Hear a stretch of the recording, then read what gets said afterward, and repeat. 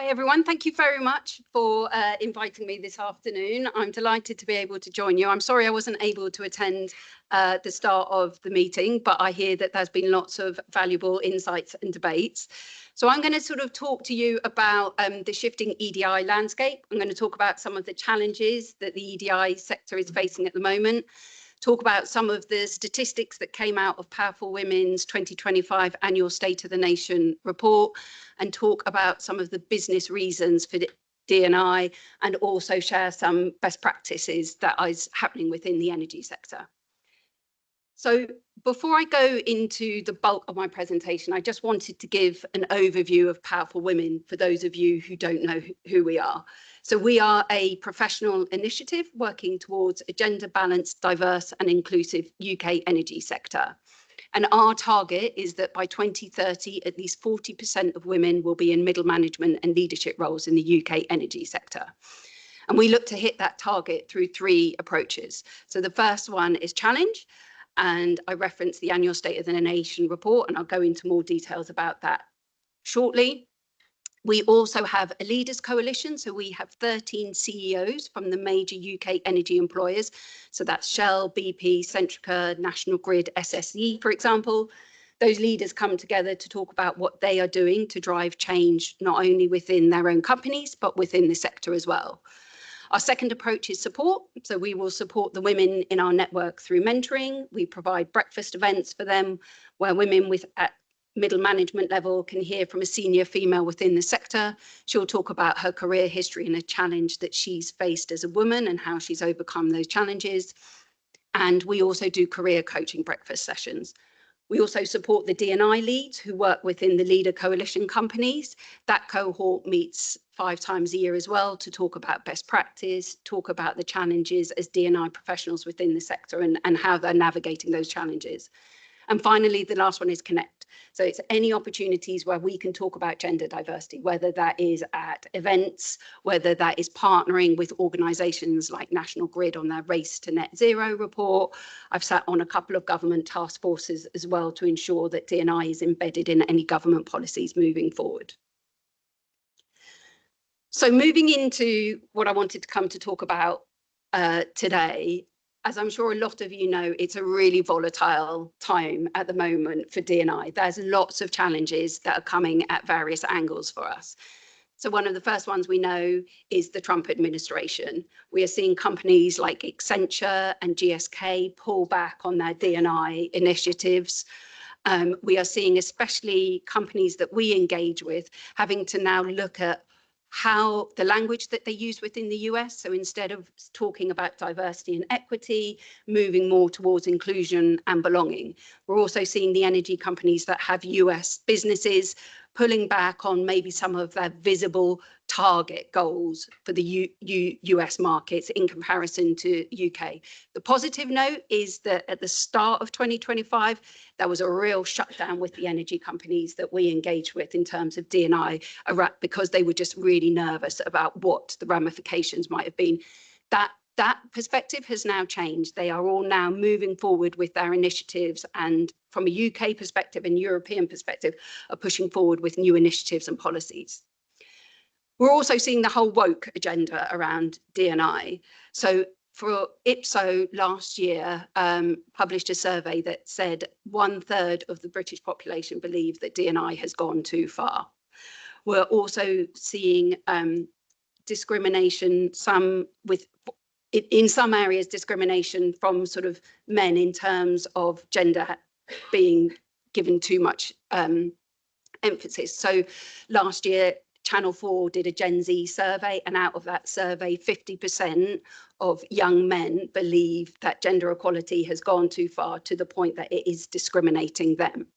And then, especially within the energy sector, we're seeing a lot of volatility within the market at the moment. There's company mergers, there's massive redundancies going on. And in times like this, it's areas like D&I, which are perceived to be nice to have rather than core business initiatives kind of moving forward.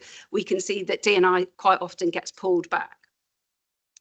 So if we look at kind of the the bigger picture from a gender diversity perspective. So as I mentioned, Powerful Women every year publishes an annual State of the Nation report. This report looks at the top 100 UK energy companies and looks at their gender diversity from an executive director level, board level, leadership and middle management. And we started gathering this data in 2015. And within this chart, you can see the dark red represents women on boards. The peach is women in executive director roles. Now, as you can see from this chart, we have made progress, so there is a positivity around there. But as you can see from the last sort of 3 years, we're seeing stagnation at executive director level, and we're seeing really small marginal increases. So now more than ever, we still do need to embed D&I into what we're doing. And if we drill down a little bit further, one of the factors around board representation that really surprises me for 2025, and when we published this data, it showed that 15% of companies still have no women on their board. That has changed to 14%. OVO have recently put a female chair. But for 2025, are you telling me that there are no competent women who can sit on your board? That's something that I really struggle with.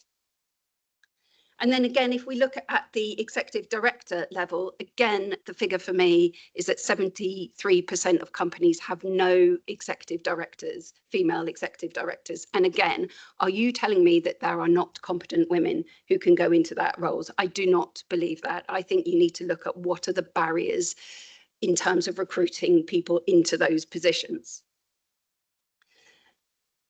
And then for the last 3 years, we have been gathering data around leadership and middle management. So it's a bit difficult for us to give a definitive sort of example of what it's looking like in comparison to that board and executive director representation. But bad news, leadership has stayed at 34% for the last 3 years. So again, what are the barriers to transitioning women into those positions? The positive note, though, is that since 2024, middle management level has increased by 2% up to 34%. And that middle management level, that is your really critical leverage point, because that middle management cohort are going to be your future leaders. So why is gender diversity important? It really frustrates me that in 2025, we are having to go back and reiterate the business case for D&I. It is not a nice to have, it is a business essential as far as I'm concerned. We know that companies that have companies in the top quartile for gender diverse executive teams have 35% more likely to deliver above average profitability. So that is your business case straight off on why diversity and inclusion is important. We know that talent and people are what is going to drive, especially within the energy sector, the changes that needed. We know that there's an estimated 500,000 new jobs needed by 2050 to meet the government's net zero targets. So that attracting and retaining talent is more important than ever before. And we know that when you have diverse teams and supportive workplaces, you see better performance, you see innovation, you see that people wanting to come and work for those companies, you see people wanting to stay within those companies. And from an energy sector, we see better brand reputation, and we see better engagement from customers. And I think one of the things that we also need to bear in mind, especially within the energy sector where there is that aging workforce, Gen Z is going to make up 25% of the workforce. Gen Z have very strong values and want to be working for companies which align with their values. So there needs to be a real consideration about making sure that diversity and inclusion is at the heart. And as I said, my frustration around the business case. These stats have come from research from McKinsey and Credit Suisse. From an executive leadership position, here is your stats to explain why diversity and inclusion is important. And just to highlight a couple of them, you see 50% higher profitability where women make up at least 15% of senior managers compared to less than 10.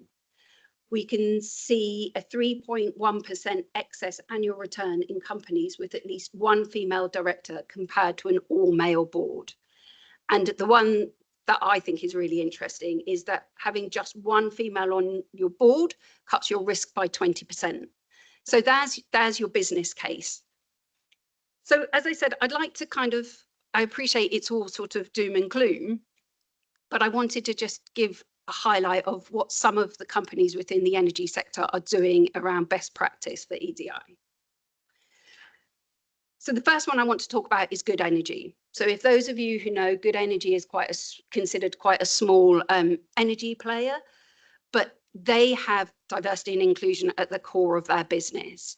And they are seeing the ramifications of making sure that diversity and inclusion is embedded in their business strategy. So one of the things that they implemented was return to work coaching. So for those women in the room who have children and have been on maternity leave, I'm sure you know, I definitely experienced that confidence lack in returning back to work. Was I going to be able to do my job? How was I going to juggle this new life routine that I had? So they decided to invest in some return to work coaching, which was very much targeted at the individual and the individual's need. Off the back of that coaching, they had a post-maternity return rate of 89%. They also looked at their recruitment processes to make sure that they were really there was gender equity in that. So they looked at balanced shortlists, mixed interview panels, and bias training for hiring managers. And then the one which I think is a real game changer, and this really demonstrates for Good Energy how D&I is at the heart of what they do. They ensured that all employees at every level of the company participated in their signature skills program within their first 12 months. They also looked at their flexible and hybrid working policies, and off the back of that, they've been able to expand their talent pool and also support women's progression. So if we look at EDF here, so EDF wanted to be able to get a better understanding of their data to be able to put actions into place from a company level. So the situation with EDF was that they were getting very high levels of declaration at gender and ethnicity, but they were not getting as strong reporting at disability and sexual orientation, for example. And they wanted to be able to get a really valid understanding of their employee makeup so that they could build more inclusive initiatives and have an inclusive recruitment pipeline. So what they decided to do was they introduced inclusive recruitment training to improve their candidate experience and equity of new hires, and they launched an inclusive hiring platform. They also, as I said, took a much more holistic view of all of the data sets that they could collect from the company as a wide from the wide company perspective. So this included collecting data from inclusion surveys, HR systems, well-being data to be able to build a better picture of the experience of their employees. Off the back of all of that work, they then saw that they were recruiting more diverse talent because they were automizing that recruitment basis. And by having that much better understanding of their employee makeup, they were able to target interventions, put the necessary support to make sure that those interventions developed, and they were able to track them from a D&I target perspective. And then if we look at SSE, so SSE were having trust issues around people giving their data. So SSE was finding that fewer than 10% of employees were sharing personal data, and therefore it was limiting them, similar to EDF, to get a clear idea of what their company makeup was like. So what they decided to do was to simplify the personal updating process. So they created a really simple Microsoft form for their employees to fill out. The questions within that form were also incorporated into D&I training. And the biggest thing for them is that they communicated why they were gathering the data, and they communicated the purpose for gathering the data and what they were going to do with that data. Off the back of being really clear about their communications, they saw a 75% increased declaration rate within a year. And they found that only 3% of people selected prefer not to say in their surveys. And again, similar to EDF, by having that better understanding of their employee makeup, they were able to create new initiatives like their neurodiversity program, and they were also able to look and do some analysis around intersectionality pay gap. So back to the sort of making inclusion real, and as I'm sure most of you in the room appreciate, we shouldn't have to be reiterating the case, but here are some, so we've got the table stakes, which kind of give examples of D&I policies. We've got some best practice examples, and we've got that emerging differentiators. And this slide really was to kind of just reiterate and highlight that when you embed EDI into the core of your business strategy, and when you get leaders buy-in on what you are trying to do, whether this is getting leaders doing reverse mentoring, whether it is getting leaders to be participating in listening labs, for example, inviting feedback from your employees, making sure that all staff are skilled in whatever support they need to embed your EDI policies into the company. That is then where you see happy people. And happy people will mean that people will want to come into your company and people will want to stay within your company. So finally, I wanted to just sort of highlight a sort of call for actions that hopefully all of you can potentially implement within your own universities or your own businesses as well. These are simple strategies to implement the EDI and will help shift that dial and also sort of in some way help Powerful Women achieve its 40 by 30 target. And that is to set bold ambitions. By setting bold ambitions and having measurable targets, and having the biggest thing is having leadership buy-in at the top. That is what is going to drive change. And I think it is, and it's not being afraid by your bold ambitions. Don't be influenced by what is going on in America. Be mindful that Trump, fingers crossed, will only be in for another few more years. There's fingers crossed he doesn't decide to change the constitution and make himself stay, but the world will move on. He is just a blip at the moment. Secondly, it is create an actionable strategy. So this is, as I said, making sure that you embed inclusion into the core of your business strategy. And finally, it's employing critical enablers to achieve that D&I. It's really great to say, we need this policy, that initiative, whatever. If you do not put the resources behind that initiative to make sure that it actually lands, so whether that is giving people the time they need to work on those projects, the money, the technology, whatever it is, these things are not going to happen. But put that all in, these 3 simple steps, and hopefully we can move to a positive future. So that's my talk. Thank you very much for listening to me. If you want to follow Powerful Women, you can follow us on LinkedIn. You can subscribe to our newsletter. Our website also has all of the events coming up. But yeah.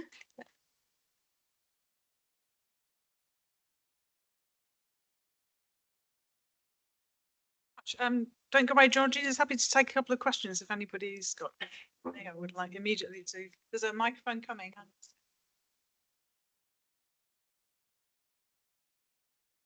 Thank you for the talk. It was really great to see some of those stats and hear some of the ideas that you've got. I have a question about what you said right at the start about adding diversity, whether that's through having women or people from whatever marginalized groups to boards or companies. And of course, yeah, we see that this improves the companies. You see profitability, productivity go up. But I have 2 questions in relation to that. So one is, how do we ensure, or how do you recommend that organizations ensure that you don't end up with situations like Rishi Sunak, Kemi Badenoch, where you've got these people who represent in the way they look, maybe marginalized groups, but when we look at other intersections of their identity, they no longer represent underrepresented or disadvantaged groups, I should say. And sometimes it's not even to do with identity, it's just that people on their way up to that position have assimilated to the people that are around them. So my question, I guess, is how do we make sure that that doesn't happen? And then secondly, slightly differently, even if you do get an authentic, great person or people into your organization, how do we ensure that they don't feel tokenized, that they feel valued for their contribution, not for their identity, and that they don't feel like they're constantly being watched? Yeah, so first question, and I think bringing back to kind of the energy sector, because that's obviously where this is where I think it's the power of employee networks, because I think if you have got that one person who's kind of being very bold about it, go to those employee networks and kind of go, actually, is this a fair representation of your community? Is this, you know, how we should be representing the community? And I think that's the power of employee network groups, because that's then where you can have that conversation and go, actually, is this right or not? And then kind of, well, if that's not the angle we want to take, what is the angle that we do want to take?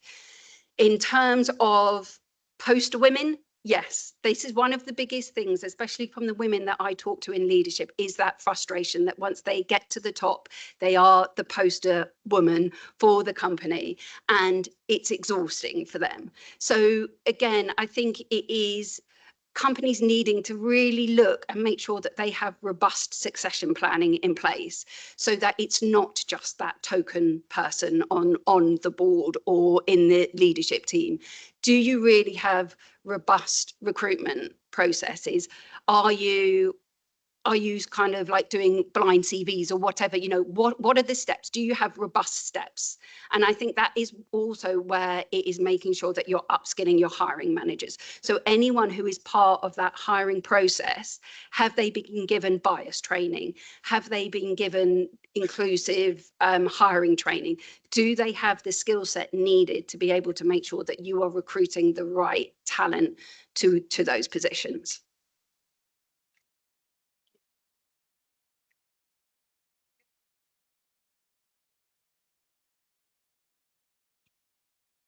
Thank you for that. That was an excellent talk. So I'm Jane from the Institute of Physics, and I just had a question about one of your case studies, so the SSE one. This is something that we're looking at the moment, trying to up our disclosure rate for all the different demographic information that we collect. And I was just wondering, is the diversity data that SSE collected linked to people's personal details? So is it in their HR system? And did they make their inclusion training compulsory? So just two very practical questions, really.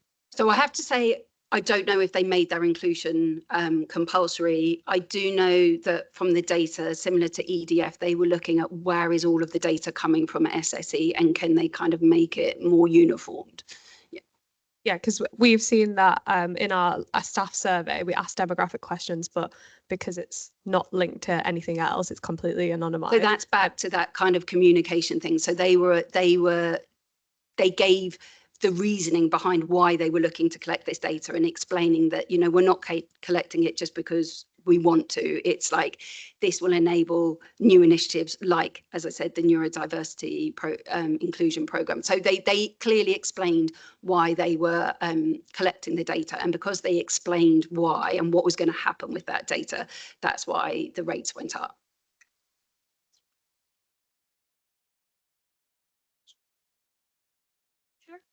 So this is from Helen Stockton. She said, thank you, great presentation. Could you please say a little more about reverse mentoring and what outcomes are associated with it?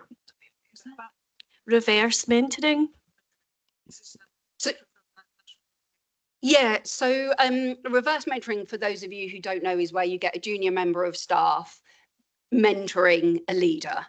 So that leader, as I'm sure most of you can know or relate to, leaders quite often are in their own silos, are in their own agendas, are doing their own thing, and they're not necessarily always aware of what's actually going on in the ground, at the ground level. So by having that reverse mentor come in, and that junior member of staff coming in, talking to them and mentoring them, they start to get a much better understanding of their company, and therefore be able to kind of make sure that any actions or suggestions or initiatives that are put forward to help support their employees, they then start to see the value of the value of implementing those, and therefore kind of it's easier to get the backing for their support to be able to put those initiatives in place. Thank you. Thank you for coming along. Thank you for telling us about this. And I think we're going to make all of the slides available. So all of the contact details and so forth. Yeah. You're welcome to. So thank you very much. Thank you.